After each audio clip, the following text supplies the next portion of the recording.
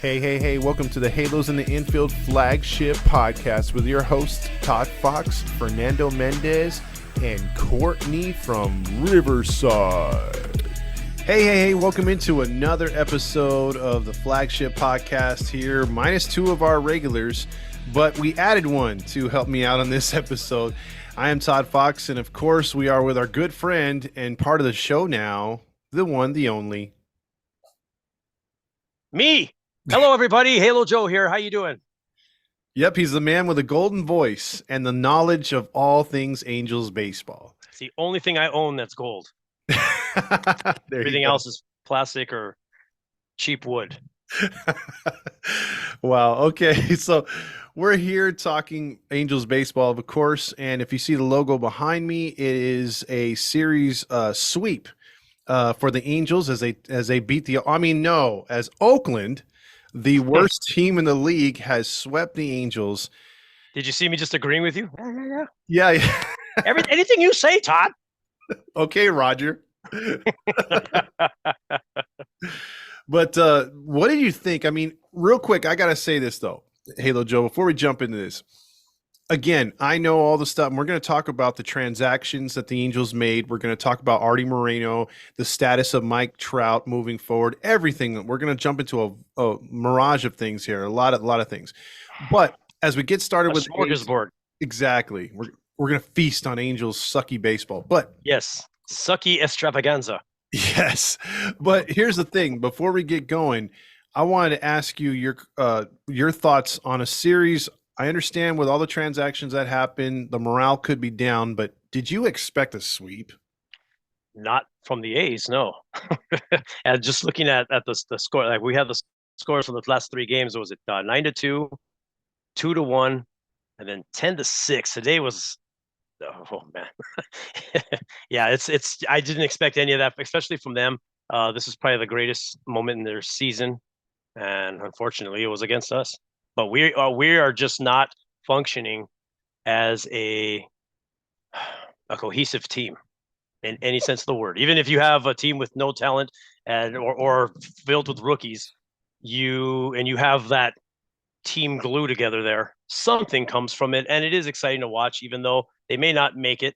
But you're rooting for them, and you're getting behind them, and they're trying, and that's, fans love to get behind that. Sometimes they'd rather that than a team being glued together by a bunch of different, free agents and nothing working. The excitement's there when the signing happens, but when it's up on the field and nothing's going on and everybody's hurt, then you're just dealing with, dealing with what we're dealing with, a team that is just not cohesive at all by any sense of the word. Yeah, this team kind of reminds me of Joe, where you remember the beginning of the Indians baseball movie Major League? Yeah. And it's just like a ragtag team put together. I mean, you could just put a wig on Artie and he's that woman owner in that movie.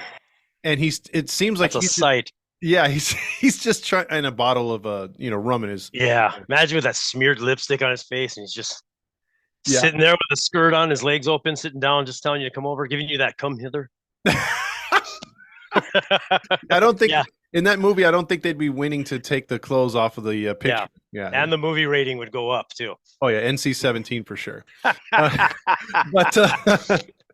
But this team, it doesn't even have the cohesiveness that team had in the beginning of that movie. It doesn't have the cohesiveness of the Bad News Bears.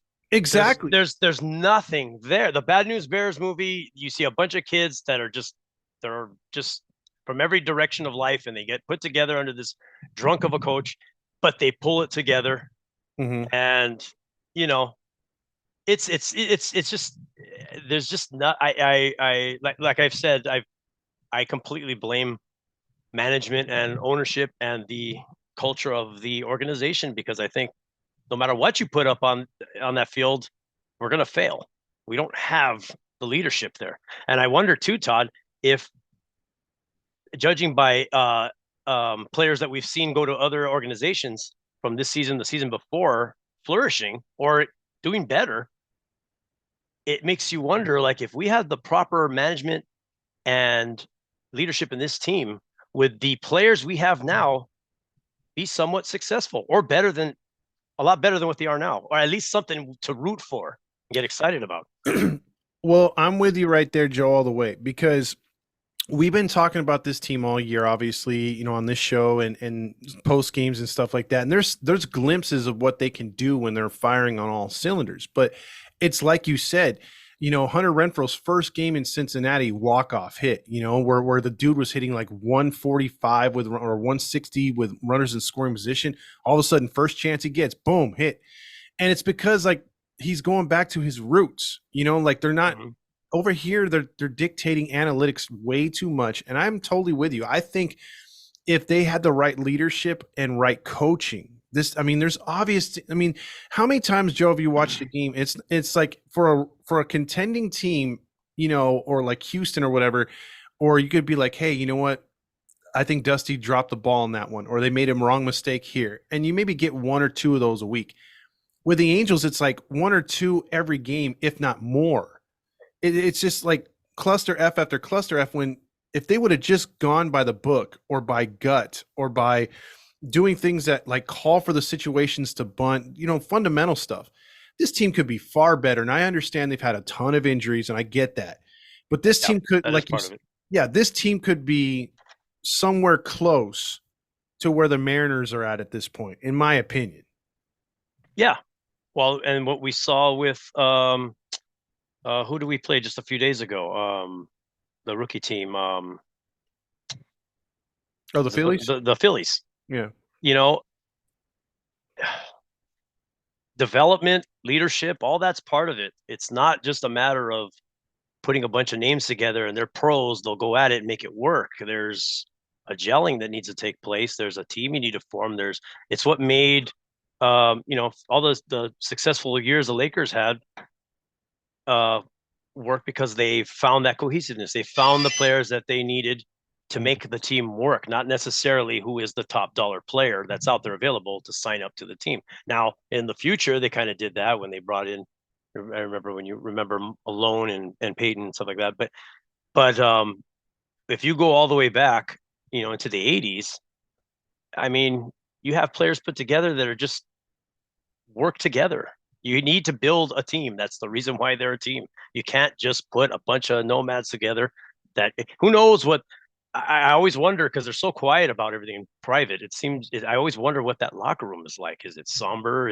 Are they arguing? Do they hate each other? Are there guys that side with each other? Are they divided? Or do they just not care? It makes me wonder, because you do not see anything on the field. There's nothing happening out there. How many winning streaks, 2 or 3 game winning streaks have we had this season? I think the top was 4 or 5, I think. The entire season. Yeah, I might be. Yeah. Come on.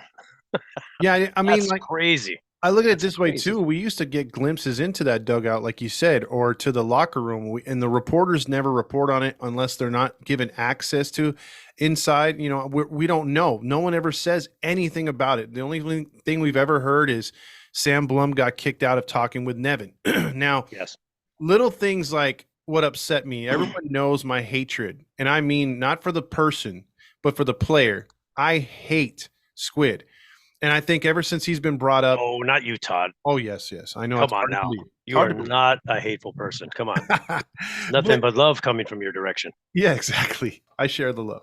But here's the thing, Joe. I also hate Stephen A. Yeah. Hate him. I hate him. What you talking about? I'm going by Anaheim Stadium. They're irrelevant. Nobody knows who you are.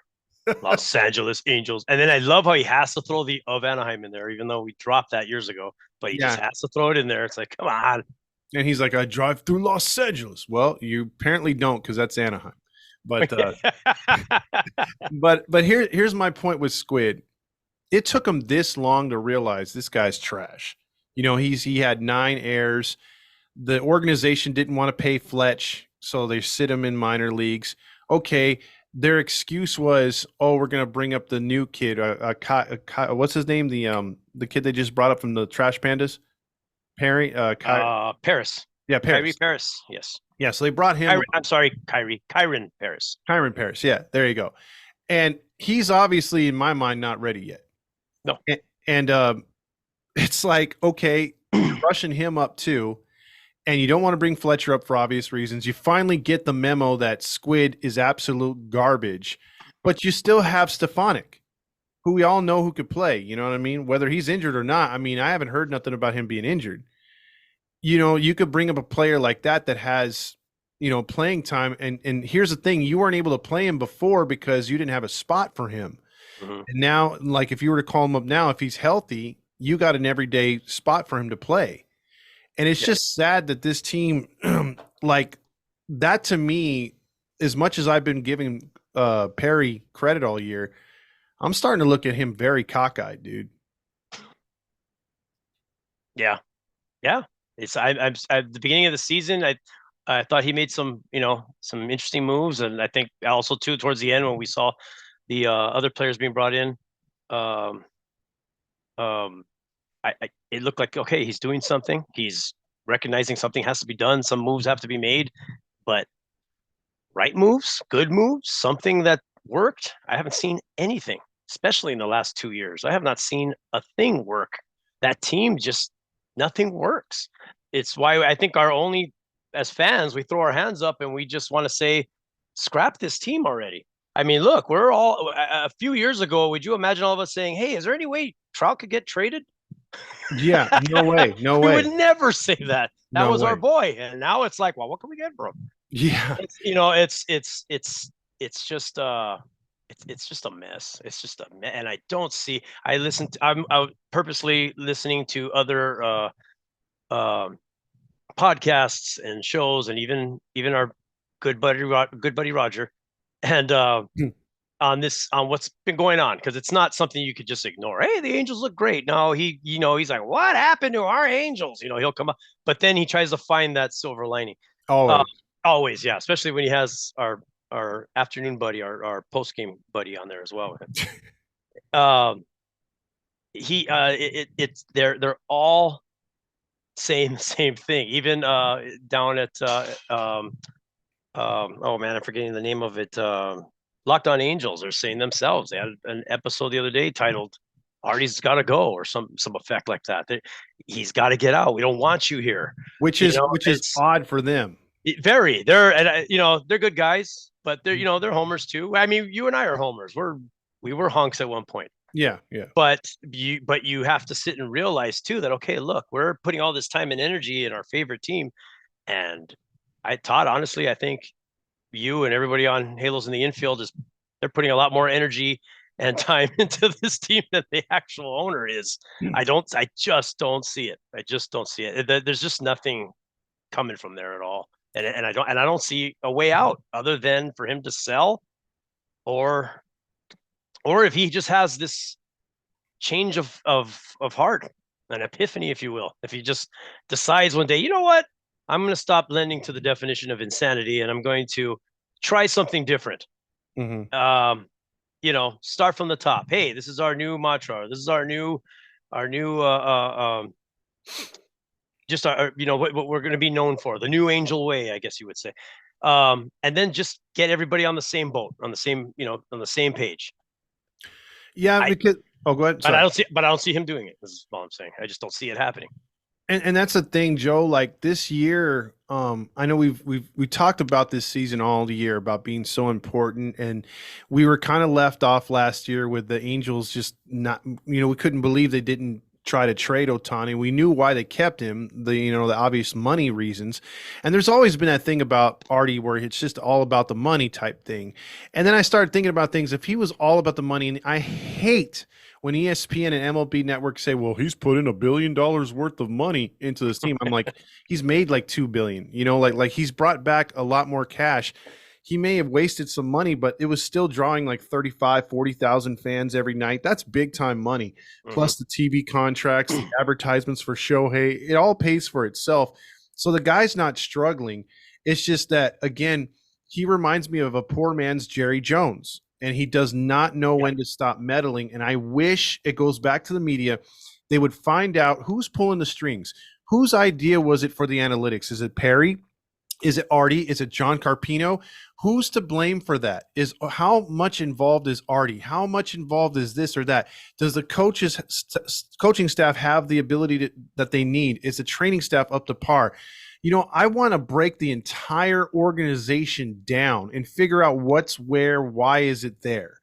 And if we were ever given an opportunity to see that and they were to open up the books and just give everyone a transparent look, I wonder who would get the bulk of the blame outside of Artie. Because either way you cut it, Artie's responsible. But, because I think the coaching staff is just deaf, blind, and stupid. Like they are Yeah. of the worst coaching staff I've ever seen. Yeah, I've never seen anything this bad. Yeah, Is bad. they are terrible. You mean to tell me that I know Tyler Anderson came from the Dodgers and he was going to pitch great in LA, but I didn't expect a 5 ERA or 6 ERA. You've seen a couple guys turn things around like Canning, but what the hell happened to Sandoval? What? And then you're hearing that certain guys can call their pitches, certain guys don't. It's like it makes you want to go back to the whole social calling every pitch. Mm-hmm. But long story short with this, my man, when it comes down to it, the whole stain of Artie, I think, started with him just pulling back and saying, no, I've got unfinished business. Because since that point, we've seen, okay, the predictable thing. The Angels won't do good. The injuries will come. Ohtani leaves. But now you're saying this whole thing could just be worse. I mean, every time, Joe, it seems like it just can't get worse. They dig deep. Yeah, no, you're right. It's like, what next? What's going to happen next? Is there going to be a murder in the stadium? Is there going to be are we going to find like these jail cells with like these missing people in there? I was like, what else is going to happen? I mean, we're going to find a room where Artie throws like secret parties and there's going to be like tables full of pills and mountains of blow, a couple of donkeys walking around, belly dancers. I mean, just the whole thing, I've never known a team to be so dysfunctional, but so private to the point where here we are as diehard fans and we don't know what's going on. You have an outside Dodger fan asking us, "Hey, what's happening over there?" Or a fan from any other team. What's going on with you guys? What's happening? You guys, what's going on? I don't know. It's our owner. That's all we could say. It's our owner. But but really, do we have any details? Do we have any? We have theories. We have ideas, or some stuff that's just blatant and obvious. But a lot of it is just it's just secretive. It's weird. When that whole scandal with the stadium happened, I thought to myself, yeah, it sounds like us. That sounds like something's wrong there. And I even thought there was gonna be some trouble going, but now it seems like he's just in the clear of everything. I don't know if and I don't know if this is bad juju, man, because I remember laughing at Dodger fans like, oh, ha, ha, ha, ha, keep Frank McCourt. That's hilarious. Man, I wish he stood there. Yeah, the public divorce and everything. I'm like, and they were grilling him. The LA Times, Long Beach Telegram, local news. They were all over that dude. They wouldn't leave him alone. And what he did, or what their personal stuff did, in his finances of the Dodgers, is nothing compared to what Artie's responsible or what happened under his watch. And yet, again, like you said, no transparency. Nobody goes after him. He's all fine and dandy and still regarded as one of the best owners. And it's like, it's pissing me off because I don't know, because I'm not a Dodger fan, but I should know at least the principal owners of the Dodgers. I don't, because they stay out of it. They let their run by Andrew Friedman, and I know him. And you look at the other owners, and they'll pop out in the, in a World Series run. You know what I mean? Like they're there for the World Series. You see them in the booth. You may see them in the divisional round. But if you remember, Joe, and I know you do, when the Angels remember anything divisions, who was in the freaking locker room with his goggles and his freaking, his windbreaker? Again, you haven't won a title yet. That's nice. You won a division, but I've never seen an owner outside of winning an American League Championship Series or National League Championship Series to hold that crown before going to the World Series ever be in a situation where, they're celebrating a division, celebrating a wild card round win. I mean, come on, dude. Oh, wait till you see the celebration of if we hit 500. The champagne that will flow that night. Everyone will be there. Everyone, all the Angels greats. It'll be an amazing time. I don't know. I don't know if he thought this is the start of something great, and we're going to be doing this every time. I don't know what he was thinking. I don't know if he was wanting to be that hands-on owner that everybody knows and loves. It seems like that's how the character he took on when he bought the team. Everybody loved him because he came on and everybody was behind him. Yeah, in Artie we trust, right? And then it just went. Well, you said it, I think you said it before. There was a time, I forget around what year, where the contracts gave up from the Disney people that were in charge, and then his people started coming in, and it seems like right in that time zone is where we lost our farm system. We're having drug issues with our team. Yep. I mean, I can't just say that, oh, it's from him already supplying the drugs, but the what's going on? Where's the mentality of that organization where a lot of these things are just one thing after another, and it's still going. It's still going. I honestly believe, like, already dangling the team out for sale this last off season, and him trying to get an idea of what's going to be offered, what's going to be argued about, what's going to be worked on. Then think, okay, can you imagine the amount of money I would make if I was able to tie in a stadium with that package like the Dodgers did when they sold, because Dodger Stadium was sold with the team. So with that in his head, he probably had every intention on pulling back out and saying, "Hey, I'm back," and we're gonna do better. We're gonna, I have unfinished business, like you said, and get back to it. And let's see within the next few years how quickly a new stadium pops up or the complete renovation of Angel Stadium happens, and his plans on what he wants to do. And then once it's all said and done, hey, who wants to buy the Angels? And I'm sure you and I would be right in front there with our bids. Oh yeah, we'd be searching the couches for extra change. You wanted to go halfers, right? Yes. Okay, cool. Because I got a 5-gallon bottle of water full of pennies right now. That's been begging to be broken open. Well, there you go. I think we start with that and then we move to the couches. But nothing but crumbs in my couch. Well, here's the thing too, with everything that's happened with Artie this year. There's been just lows upon lows, and we look at Seattle again. Like last year, it looked like they gave up. They made that spectacular run, took Houston, deep into the postseason after upsetting Toronto. They look like they might actually win the division this year. There's a 3-team race all of a sudden. It's Toronto. Who is it now? It's Toronto. Well, right now in the division, Seattle's in first, and then you got no with Toronto's division. Oh, in Toronto's division, it's Baltimore, Tampa, then Toronto. Then Toronto. Okay. Yeah. So you just have these teams where you get jealous and envious because they don't have the talent level that the Angels do. And you could clearly see that it's the coaching, it's the direction, it's the GM, it's the owner, and all that other stuff, right? Because in all those organizations outside of Baltimore, the owner, that owner's been outspoken for stupid stuff, but he hasn't done anything clearly as Artie has. And he lets his guys, still, as bad as he's running that organization, he lets the guys in charge run the baseball operations. Doesn't meddle. My point being is when this should be. Yeah. And when this team started to really fall off, but then they were like, okay, well, we're still right there. And they went out and they made those additions, and you heard Roger go, "Oh my goodness, thanks to Artie. Artie's spending. He's all in. You gotta love this new mentality of Arte Moreno. He wants to win." And he was just blowing. And then he had Trent Rush going, "Oh boy, these guys are going to come in here and just dominate."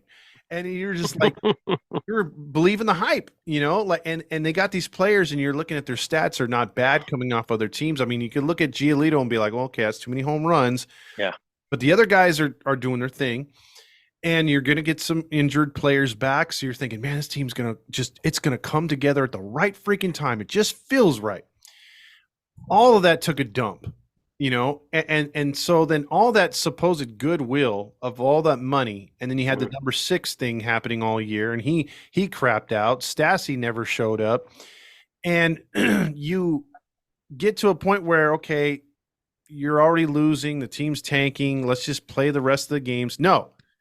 The Angels were like, no, we still got to dig deeper, make you Angel fans hurt, and be the butt of more jokes.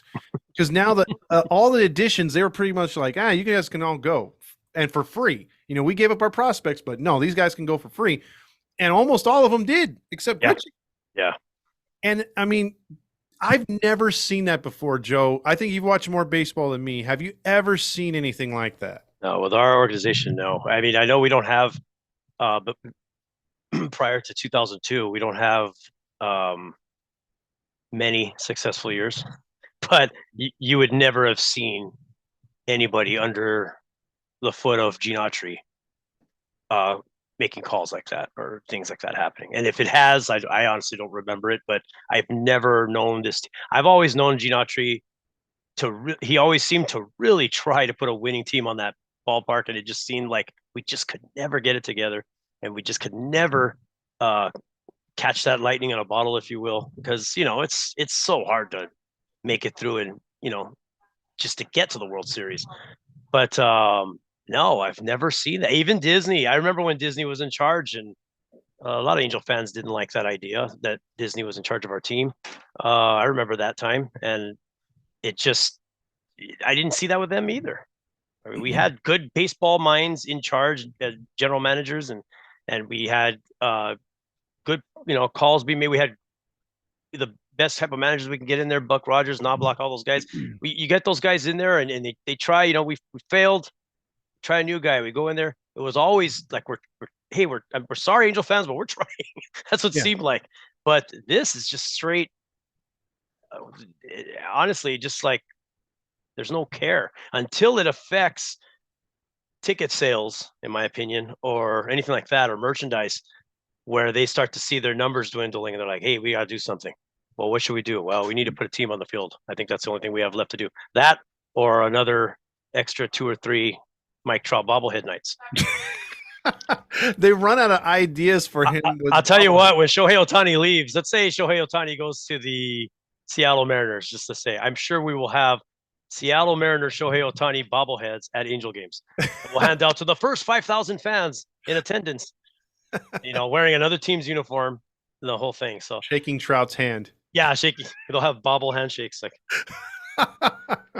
and it's. I just don't understand. It's very obvious that it's marketing is behind the entire thing.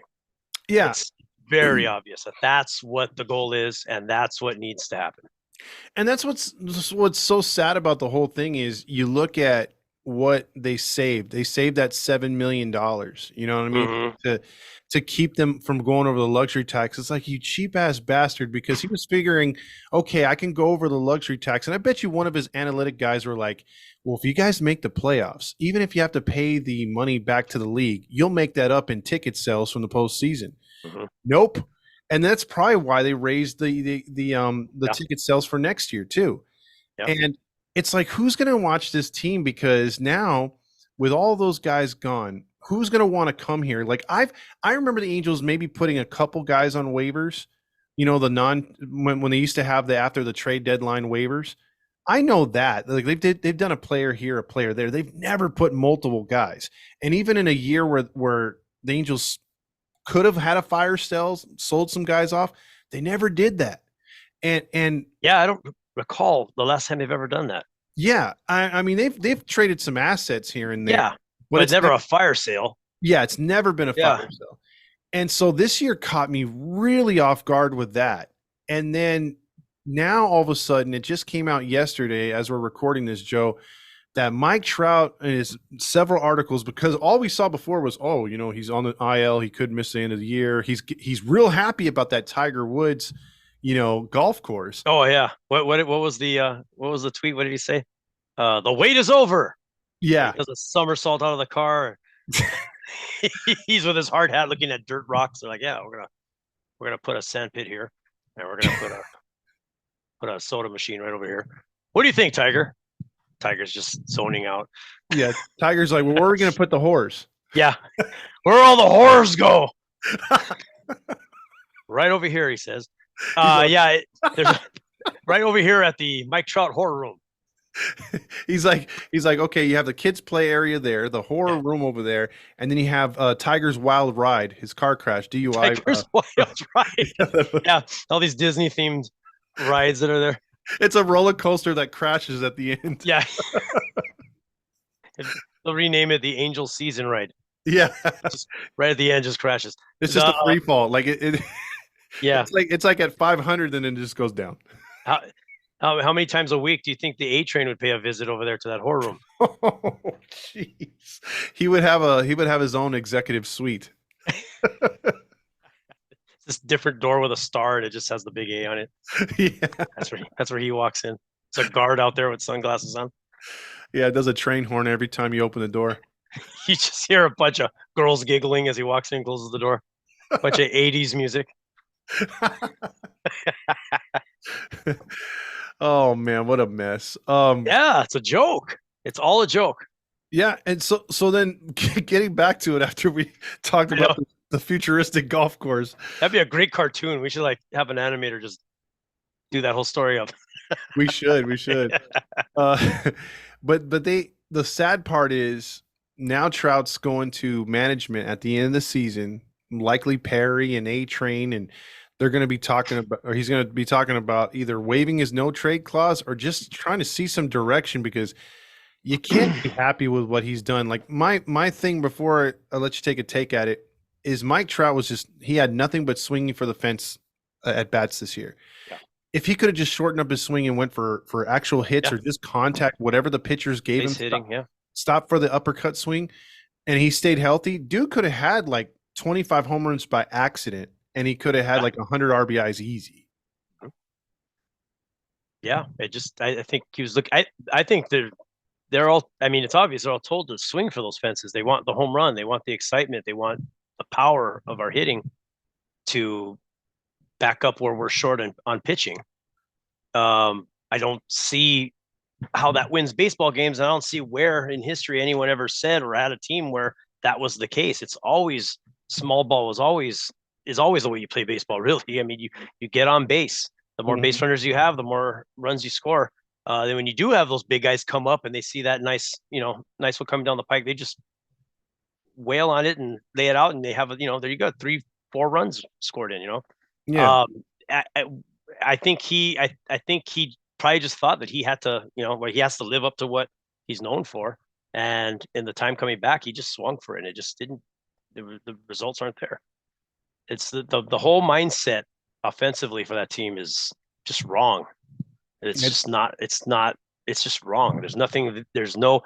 I would love to hear what Rod Carew would say if he walked in that dugout as hitting coach and started to instruct these guys and learned about how we were instructing them before. I would love to hear what his thoughts were on that, because that man was all about proper hitting, place hitting, bunting, doing what you need to do to advance the runner.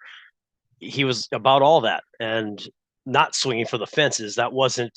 I mean, that's not what you talk about. That's nice if you could hit it out, great, but that's not what you're playing for. You got to get runners out on the field. You got to have, you got to force some RBIs in. And that was the thing, like when you either play a video game, watch the old school baseball, even in like 5-10 years ago, where your leadoff guy should be, the guy, have consistent lineups, which this team doesn't have. A guy gets hot at a certain position, he's in the next position the next day, or he's not in the lineup. Things like that have been happening all year. And when you play the video games, you're like, you find a lineup on your video game, whether you fix it up or not, or you're just like comfortable with the way they hit, and you're like, okay, this is my 1 through 9 every night. And you play it out like that, or you rest guys because video games are more realistic and stuff. But even in the real games, up until a few years ago, and even now, most teams will stick to a lineup, and they might just change out the last 2 guys or give a guy a night off here and there.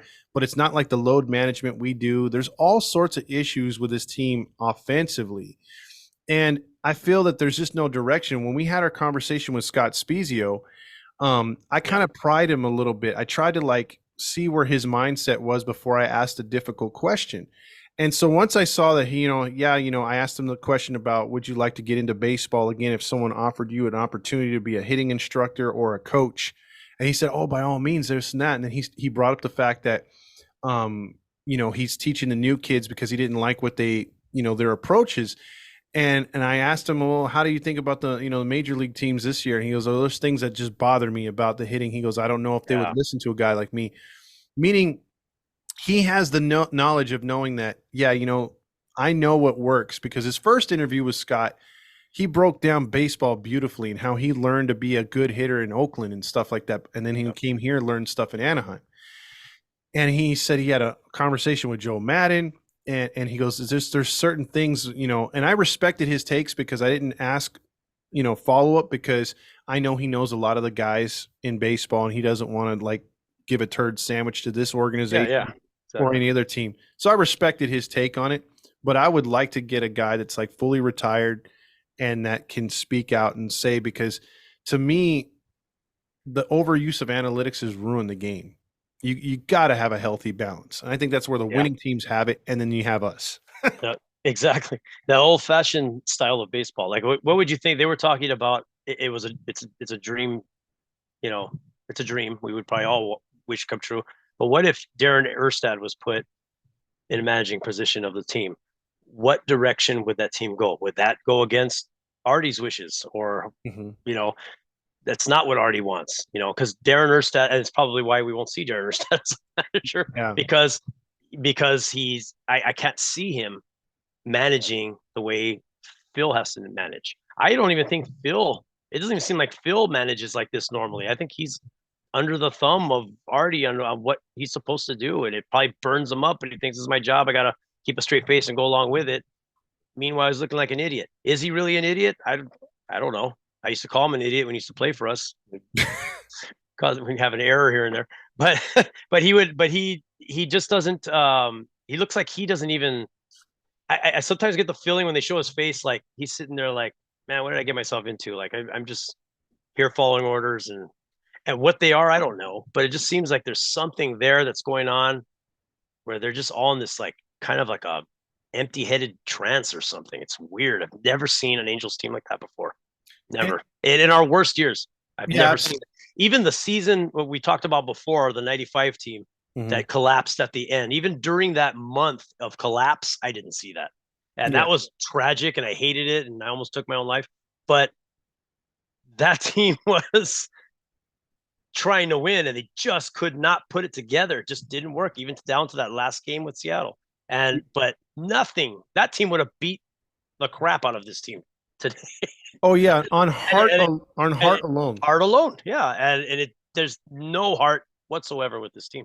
I don't see it. I haven't seen it in the last couple of years, especially the last couple of years. That was the thing. I know New York fans would disagree if they heard this, but when Chili Davis was in Oakland, they did good things as a hitting instructor. He went to New York, and I think he bit off a little bit more than he could chew. And I think they got on him for not using the analytics. But I think Chili Davis would have been a great hitting instructor instead of Paul Sereno, at the time. Yep. I think the Angels have never embraced, especially under Artie, former players that could have helped. Oh. Wally Joyner would have been a great instructor. They don't even honor them. Yeah, they don't honor any of these guys. Yeah. And I just feel that as far as Nevin's concerned, I think I would learn a lot more about him. Let's just say you're right, and he's sitting there under the thumb of Perry and Artie and the analytics guys, and he's forced to go about things the way they want him to do. Let's just say that's the case. We don't know it. It's probably true, but let's just say he's no gut involved. He has to go by, they think Squid's good on a Thursday. Okay, we're going to play him. Yeah. Let's just say that happens. If he's such a competitor, Joe, and he's a hard-nosed guy like we all think he is, and how he was, hot-tempered and whatnot, I would have so much respect for him if he just came out flat out one day and been like, you know what? I resign. This is bullshit. I can't take it no more. This has got to stop, and I can't do what I can do. This is not my team. This is not me. I'd be like, dude, I'm so sorry, Phil. Yeah, I would think the same thing. I mean, our teams have always been playing in the likeness of Mike Scioscia, and then you get Osmus, and then you get to this guy, and it just seemed like I don't even know what else to say about it. He has this blank, even in press conferences, he just has this blank attitude of like, yeah, I'm just here to do what I was told to do. Yeah, I'm just here. We're gonna get better. Well, we're not gonna stop playing if that's what you think. And he's just, he's just saying, and it's like there's nothing like, where's the outbursts? Where's the frustration? Where's the, what do we have to do? Like, where's the screaming and yelling or like getting pissed off at one of the reporters for asking a dumb question? Where's that? Like, there's no fire. It's just like, yeah, we'll do better next time. Well, you've said that all season. Yeah. And we're not better. We're terrible. We just lost to the worst team in baseball. We got swept. Yeah, I mean, at least for Oakland, you know that they're tanking on purpose. They've been tanking all year. And yeah, I know the Angels have thrown in the white flag themselves, but even with the white flag Angels that we have now with no Trout and Six and all the other players that are out, they still should be wiping the floor with the A's. Or at least beating them if it's 3-2, you know what I mean? Yeah. Well, we looked good against Detroit and, sort of, and I remember making the comment, man, can we play Detroit every game for the rest of the season? Yeah. But you go up against Oakland, and I thought too, like, oh man, it'd be nice to get a 3-game sweep here. Just maybe get these guys kind of fired up in this batting order. I mean, I'm sure Phil would not, keep the same order. He'd probably change it every game to game. But get these guys on some sort of consistent winning streak, something to get them fired up and work on. And no, it's just the total opposite. I see Oakland getting together and high-fiving each other, and yeah, I'm just sitting there like, what is going on? This is so bad. I'm telling you, Todd, we need to lace them up and go out there. We club a couple of them over the head. We walk in, take their uniform shirts. They won't notice. I mean, you and I look like a lot. I mean, I'm identical to Rengifo. and I think if we went out in the field and we played for them, we did a good job. I mean, we'd be the saviors of the season. You know where we would blow it though? Where? Once we do like a sacrifice bunt or something, or we what is it called? We hit and run or do something like productive. They'd be like, "Who are those guys?" Yeah. Why are they playing with heart? Yeah. How dare they come on this team and play with heart? You're not supposed to high five or give tips to the next batter. What the hell's wrong with them? We're not supposed to win. What's wrong with you? Yeah, that's exactly what it seems like. It's frustrating. It's hard to be an Angels fan. Like the great Fernando Mendez said in your podcast, I hate this team and I love this team. That's exactly how I feel about them too. That's what it's come down to. It's that meme where the old guy's on the park bench and he has his umbrella out and he's shielding the logo because he's like, I hate you, but I still love you, Yeah. And one more thing I'll say about Nevin and how things have gone. The fact that we still, like he'll the way he has those little cliches, there's no heart and everything. The other day when I was listening to Roger and Trent, because I was like, dude, I wonder how these guys are going to spin it. And the show started with both of them saying, well, this guy's stats are high, and the guys who have been striking out, it's a bad look, and this and that. And they were going through the stats and they were saying where the failures were. They were first just nitpicking the pitching, which I've never gotten all year. It's been obviously the hitting that's held this team back when they had chances to win a lot of games. But with that being said, they got on the hitting too. And I was like, wow, like they're actually being judgmental and they're actually showing a backbone that they can criticize. Yeah. And then it just came out to the biggest cluster F I've ever heard because F standing for what? Fuck. Oh, yeah. I thought you were talking about Frisbees. Sorry. No, not Frisbee. Sorry. Not freeze pops either. Not freeze pops. Okay. Yeah. Fudgesicles. Yeah, fudgesicles. Fudgesicles. There you go. They flipped it on us. Like he went into that whole spiel just to come out and say, "Well, we just gotta do better." How's that an answer? You're not providing how we're gonna get better. And then Trent Russell's like, "Oh yeah, it's gotta get better." Yeah. There's no other way but up. Hey, you can't fall off the floor. We're heading up. All we're doing is looking up from the floor. That's all we're doing. As we're sinking into the ground. Yeah, we're in the negative right now. We're in quicksand. I mean, what do you think about that? I mean, like, I know that they're under that, that umbrella where they have to keep things positive and stuff, but how? Yeah, when it comes to those guys, they're entertainment too. They have to kind of, honestly, it's more interesting radio if you're listening to someone like you or this channel criticizing this team and getting on them and getting people riled up and getting people fired. Honestly, it's the only thing that's getting us fired up about this team. when you have guys sitting there and they're just like, well, tomorrow's a new day, and it's like, oh, yeah, another day of losing. Thanks. The season starts tomorrow. Yeah, starts tomorrow. Exactly. And it's they're trying to pull cliches out to keep us positive because our positivity as fans is what's going to get this team to a World Series. And it's just after a while it's nonsense. I understand the entertainment part of it. I get it. He's trying to be upbeat. He's the Angels, broadcast. I get it. But even Chick Hearn, when he was announcing Laker games, would let players have it if they were not in the game, or if they kind of showed that they weren't pushing it, or there was something they could have done they didn't do, or they missed. Chicker would on air call him out.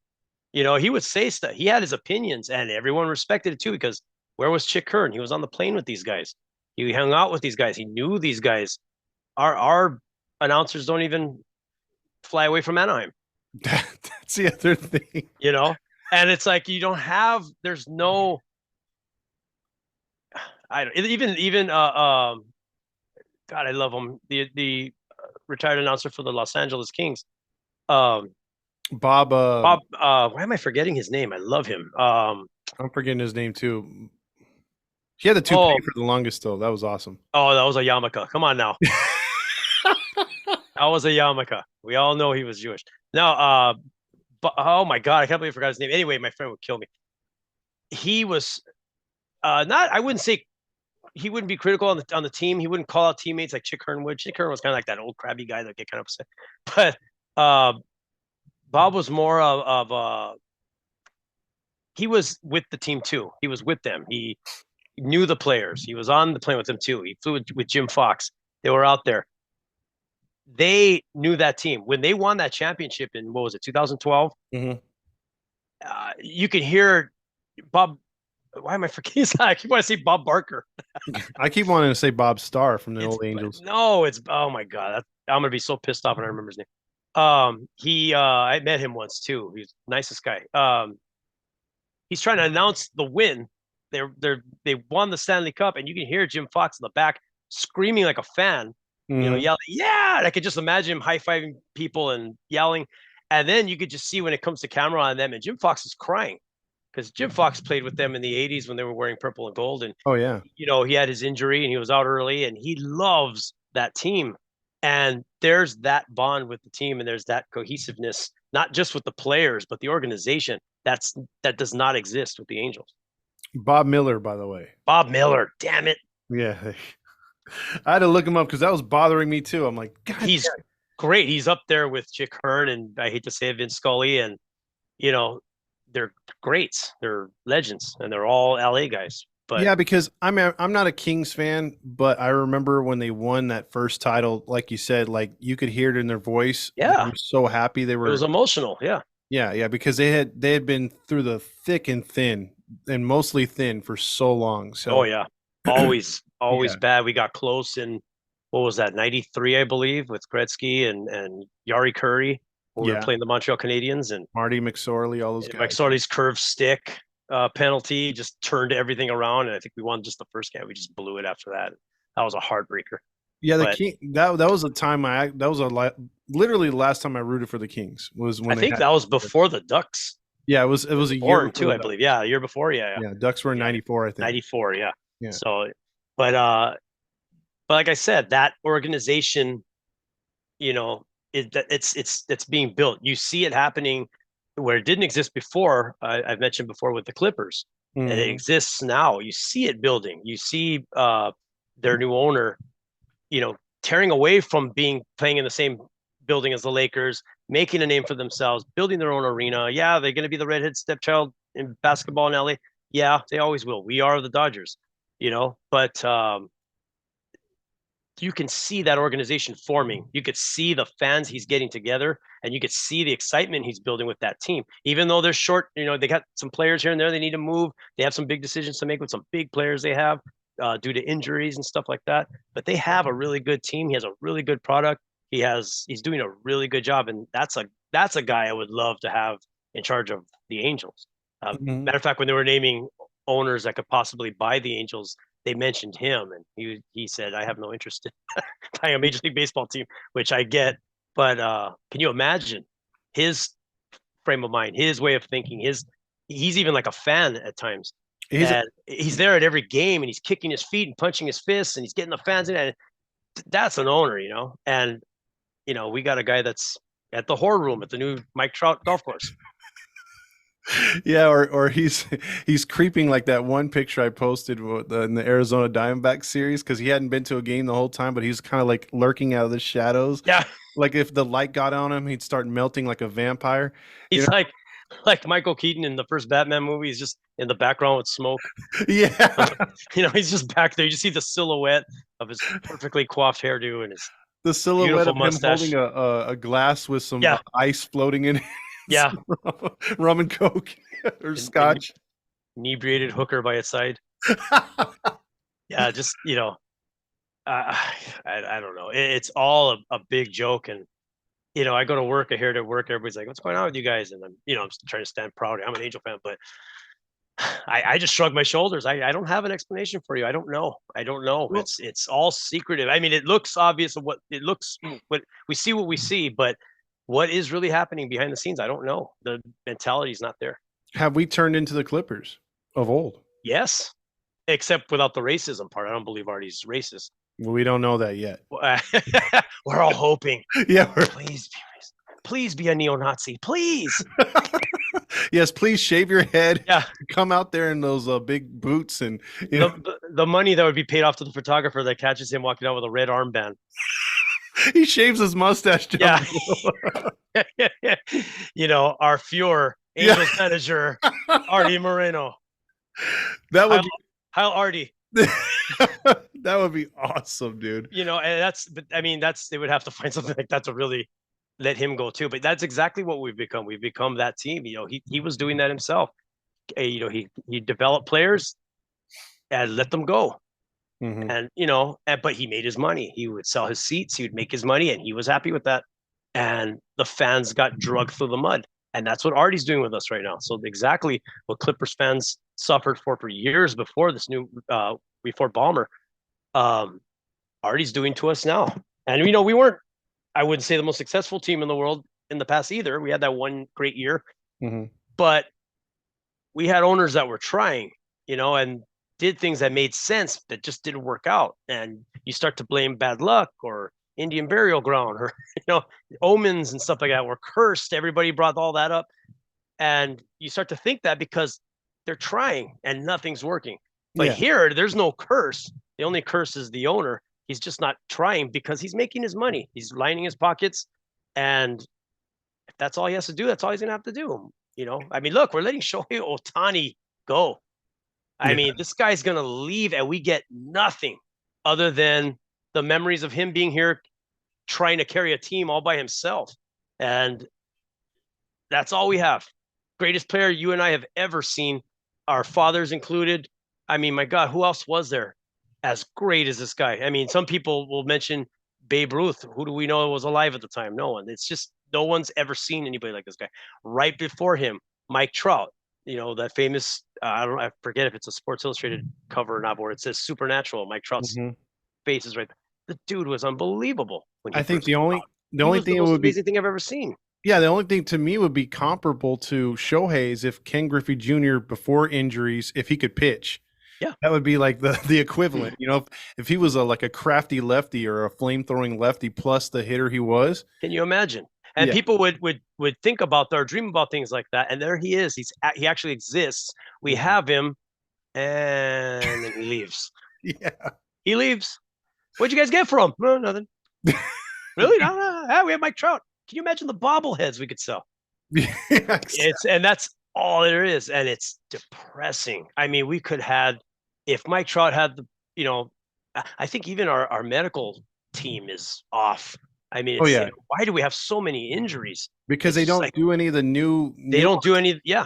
And there's no regimen. Like there's players that have told us in secret there's no freaking diet to this team. That's unheard of. Yeah, I would expect that in a freaking travel ball team, in a high school team, maybe even a college team, but not in a major league team, even minors. But goddamn, and it just Even goes you, back. even you and I, we're industrial athletes at Yeah. work. Yeah. I mean, But even we know we even have the good sense to stretch our legs out and get our hammies nice and stretched. yeah. And we hydrate, we stay away from fast Yeah. foods and stuff. So, I mean, I mean, there's occasional steroid here and there, but yeah. Yeah. I mean, beefroids. I mean, you gotta keep up the youngins because they'll take your job. yeah. But you don't see that there with them. You don't see any of that. You don't see any. Anyway, what I was getting to was that with his injuries, his back issue, he's not. Is he just going to be going out every half a year? I mean, where would he be if he was kept healthy and he's the Mike Trout we all love, and he just slowly ages, and that's fine. He's still great aging. He may never be what he was when he first came out on the scene, but you have him, you have Shohei Ohtani, and then you get a decent team put behind them too. My God, who would stop us? I mean, but this he doesn't have that. There's no vision. That's the word I'm looking for. There's no vision there. It's just, oh, I got to market the hell out of these two guys. Yeah, and here's the thing too. Like, I love what you said. The vision not being there for the Angels. No, like, serious vision anyway. Like, because for years as Angels fans, we were like, we just need pitching. We need pitching. We need pitching. Never addressed. Never addressed. And they're like, oh, just we'll work within this year and we'll add Tyler Anderson. That wasn't adding pitching. I mean, hell, we needed pitching. Garrett Cole was right there. Throw the bank at him. Nope, we throw it at number 6. And we especially pitchers, starting pitching. You throw the bank at them. You have to. Yeah, and that's where money has to be spent. I had a media person tell me one time, when we first got into this business, and I was able to pick his brain. He didn't want me to say who. I hate when people can't put their name on things. But he literally, because I'd like to name drop like Stephen A. I can't name drop. Everyone always says incompetence. But, but this guy said that his bosses that were in the media, sports media news, if you know where I'm going with that, basically they said they're upset with the Angels. They've been upset with the Angels because it's good for the Mets and Yankees to be in the postseason. It would be just as good if the Dodgers and the Angels were in the postseason like they were for a couple of years. Oh, yeah. And if they were good at the same time. And the league and the sports media in general feels that the Angels have gypped fans, not just Angel fans, but baseball fans, of not getting Trout and now Ohtani into the postseason. So that's why there's always that, oh, you guys are wasting their careers. It's true. It is true. But I mean, that's what the national media thinks of the Angels is, boy, what a failure. Like they have the 2 best players that can't get into the postseason.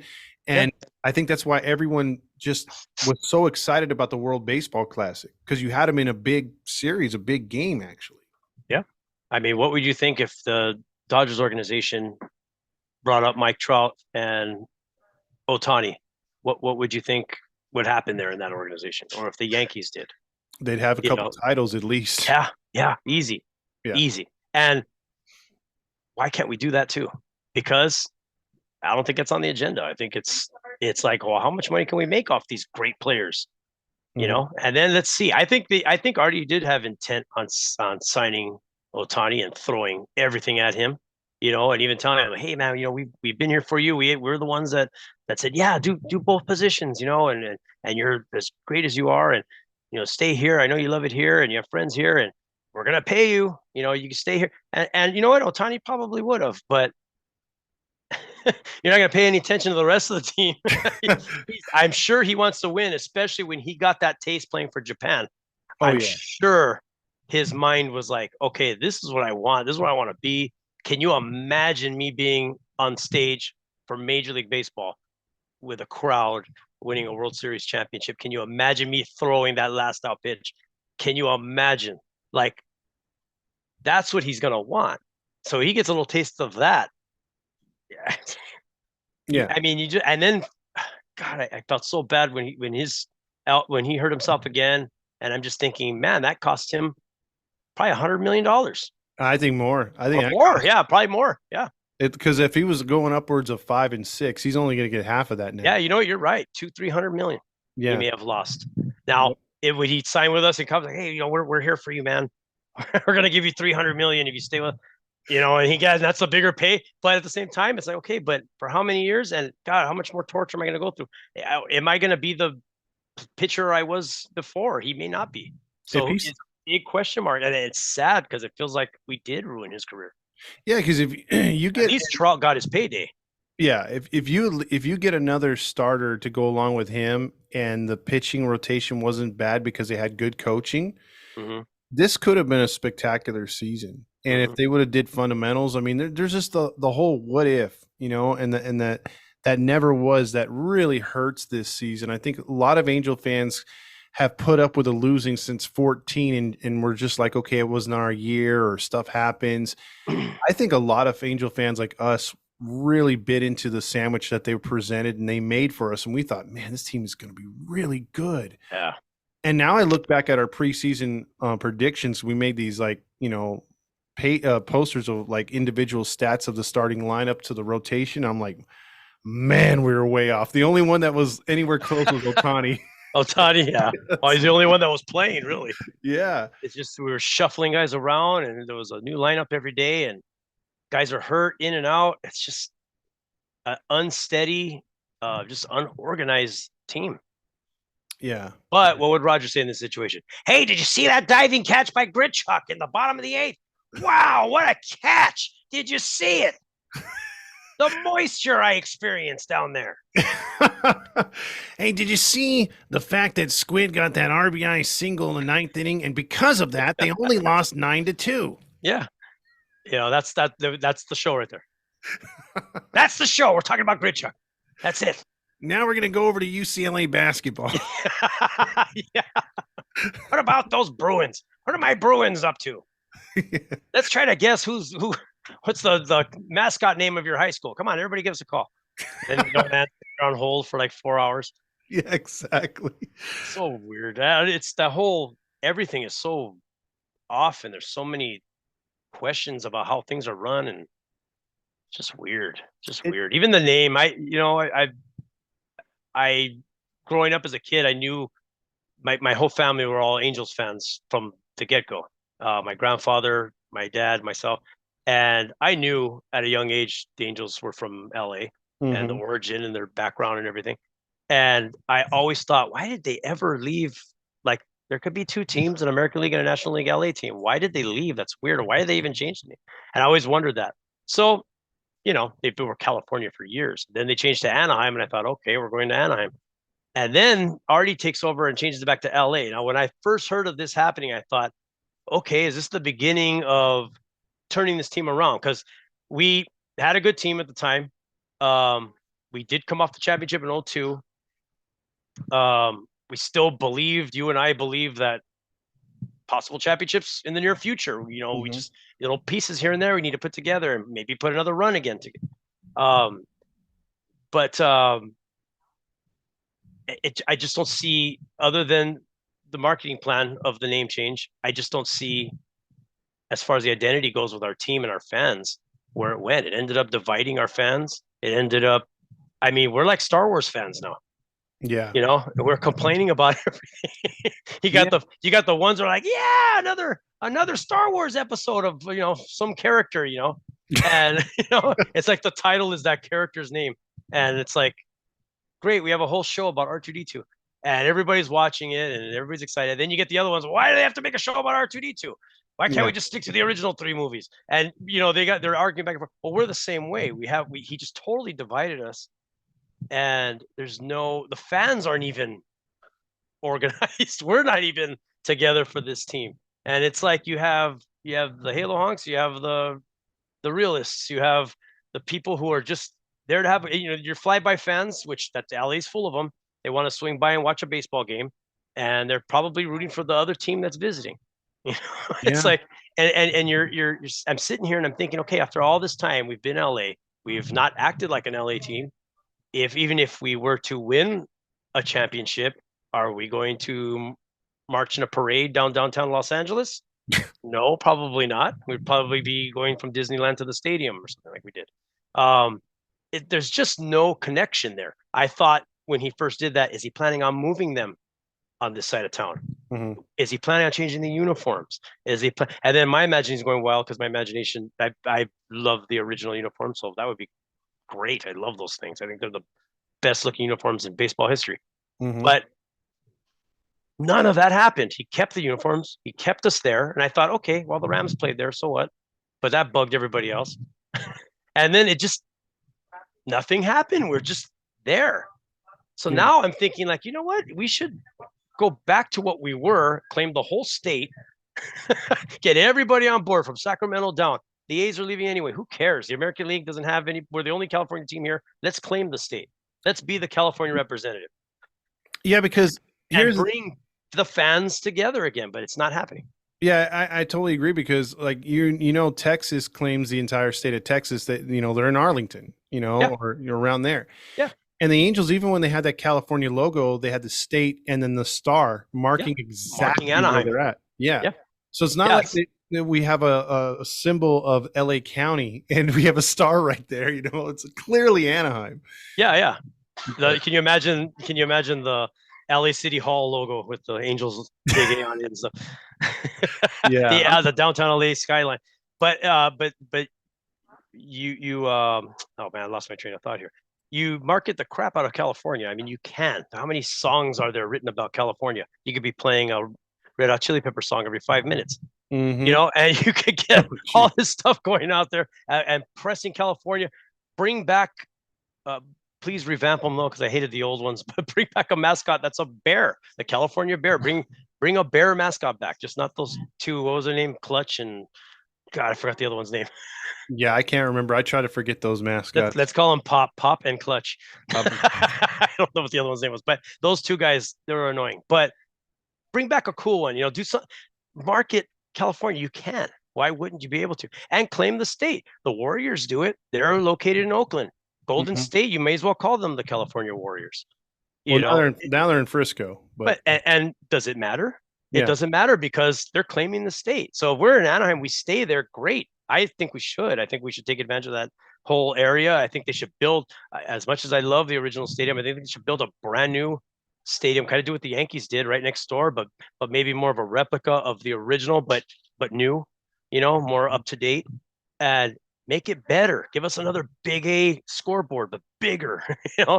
Let's like really go for it, and embrace the area and embrace California. Put orange grove trees under the big A, so that Mike Trout could hit a homer into the groves. Do something like that, embrace the area, embrace the fans, because the fans are from that area. That's all there is to it. Yeah, there are Angels fans in LA County. Of course there are. But this is Dodger Town. History has guided us in those directions, and that's what it is. Yeah, I was thinking right now when in Colorado they got those pine trees in center. You could Yeah. have a few orange trees in center Yeah. field, Yeah. But A but couple yeah. of like homeless tents in the background too.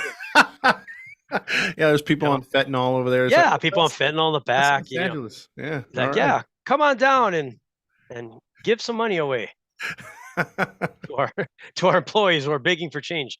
Yeah, Uh, exactly. but really embrace that. A little bit of the history of the organization, but new.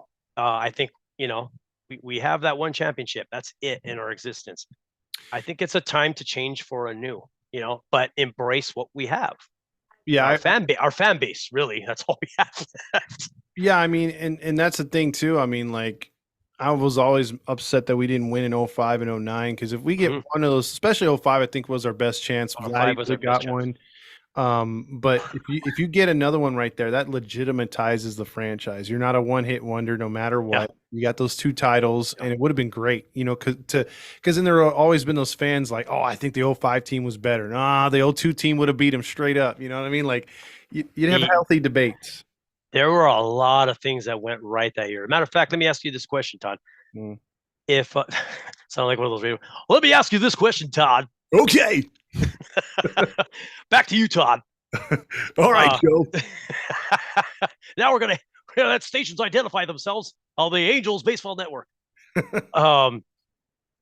Do you think that we were a straight up one hit wonder that year, that we caught lightning in a bottle that year, and that year is the only year we would have won that World Series because it just didn't seem to work before or after? Do you think that everything just lined up? How many injuries happened that year? How many surprise rookies did we have that year? I mean, Oh, and then pieces we put in that just worked and they took off and they fought from behind with their backs against the wall.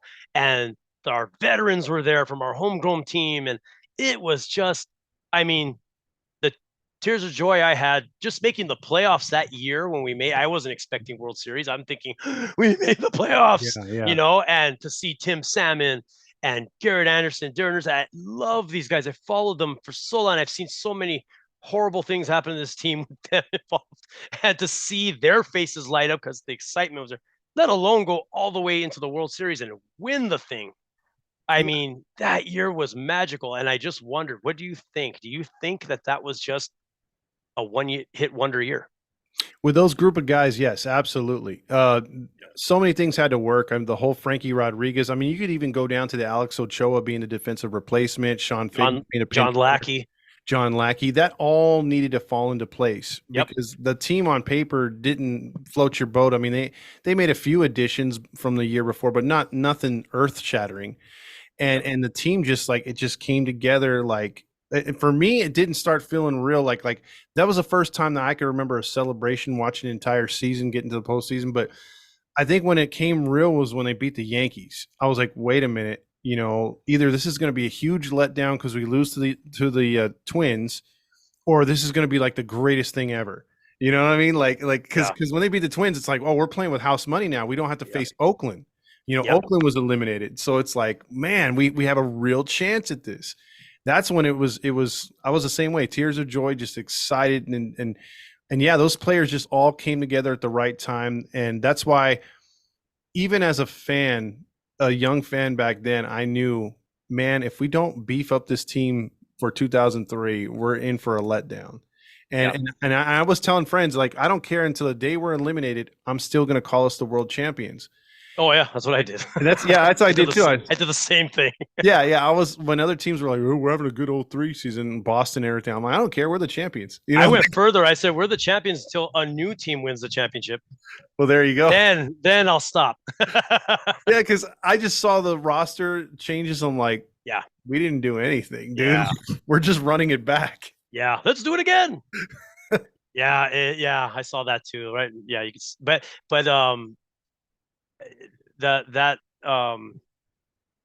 was I gonna say? The getting into the playoffs was a feat in itself from the years before.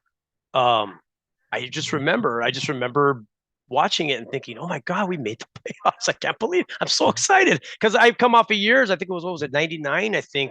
Oh, I might be wrong.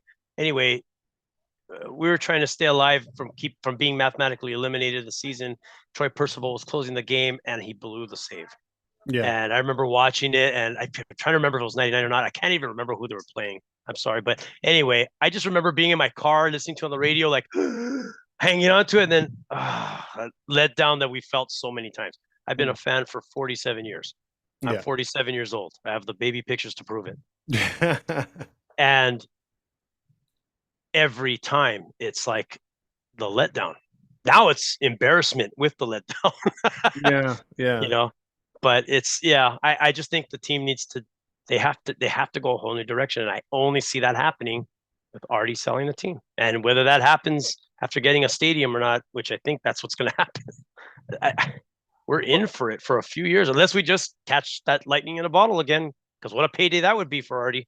That sure would be. We happen to win too, with his way of running things, which would be a fluke. No kidding. And here's the thing, though, as we wrap it up here, because this has been a great conversation, but I got to say this, though. As the season's going to absolutely come to a blow up here at the end, a lot, there's so many questions.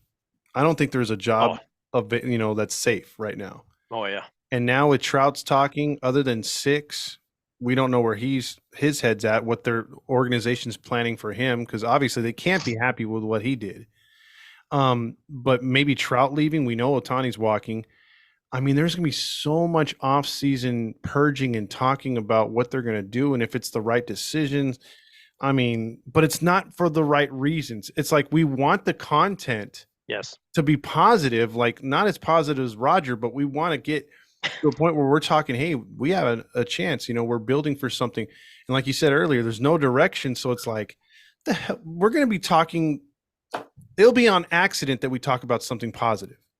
I think we just create what we've done already, but this show should just ride on that. This is just going to be a negative show about our team. That's all there's to it. I think how weird Halos in the Infields will be if we're just discussing this world championship caliber team all day long. How strange would it be?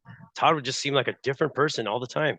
Yeah, I know, but it's something that I want. You know, some Yeah. people are like, oh, you just like being a hater. It's like, no, bro, I want this team. Yeah, we want them to win. Of course we do. We want to come on the show and just yell and laugh at the other team and talk crap about them. Talk about how great we were. And oh boy, did you see that?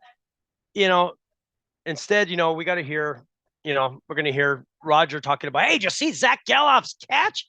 That the way that vertical leap for that catch today. Wow. You've got to have springs in your shoes to get that high. Hey, what do you think about what's that pizza place? Oh, OG's. OG's.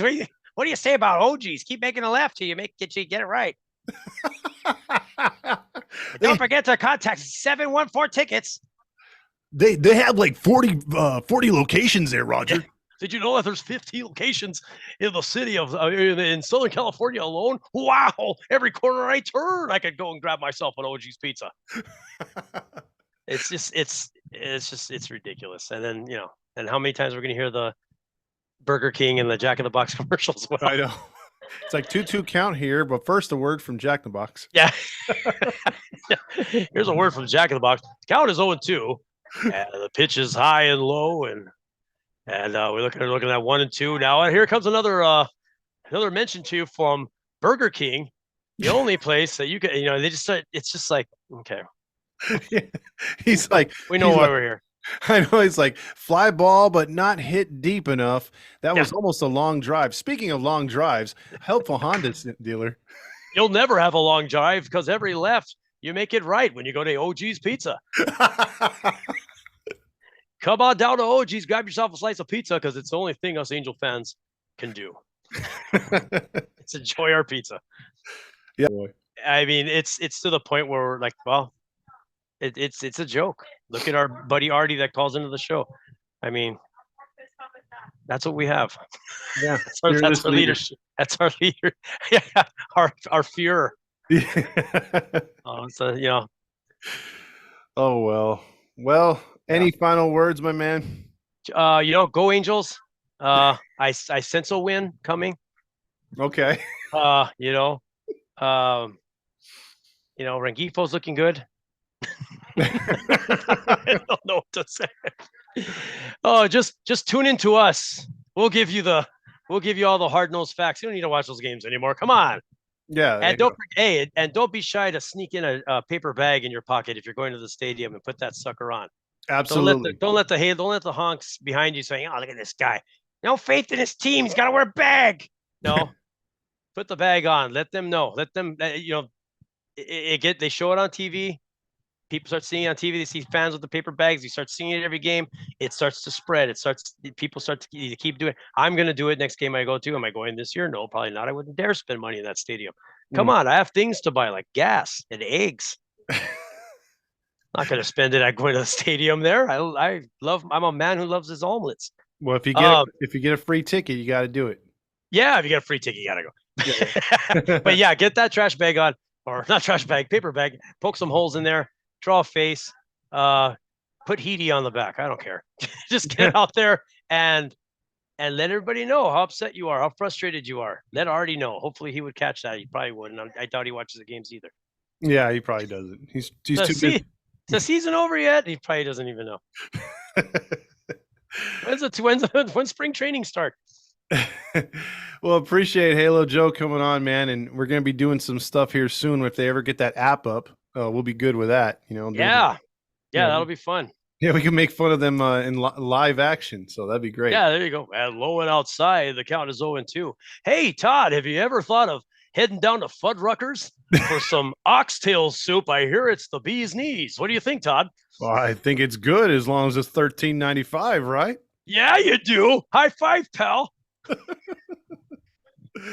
right, so for Todd Fox and Halo Joe, we'll talk to you on the next one.